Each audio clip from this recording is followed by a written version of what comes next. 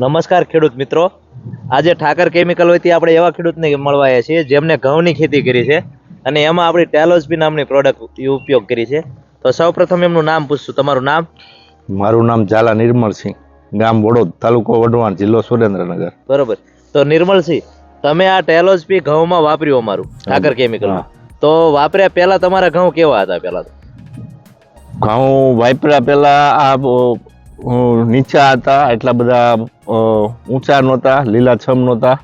અને અત્યારે આ જે ડુંડીયું નીકળી જે ભરાવદાર છે, જો આ બાજુ જે રહ્યા એ દવા વાપર્યા વગરના છે ને આ જે તમારું તમારે કેવા ફાયદા થયા?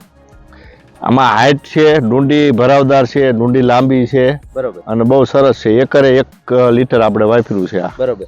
અને બાજુના જે ખેતર વાળા છે તેમને વાપરેલું નથી. તો અને તમારા ઘઉંમાં વાવેતરના સમયગાળામાં તમે કહેતા એમ ફેરફાર છે? 15 દિવસ અગાઉ છે, આપણા 15 દિવસ પાછળ છે, તોય આપડા સારા છે એમ કહું. તો નિર્મલસિંહ નું કેવું છે કે આપણે 15 દિવસ પાછળ વાવેતર કર્યું હતું, તો પણ તમે ઘઉં જોઈ શકો કે એકદમ ઘઉં લીલાછમ, ભરાવદાર, દાણાવાળા અને મોટી ડુંડીઓ વાળા વ્યવસ્થિત છે.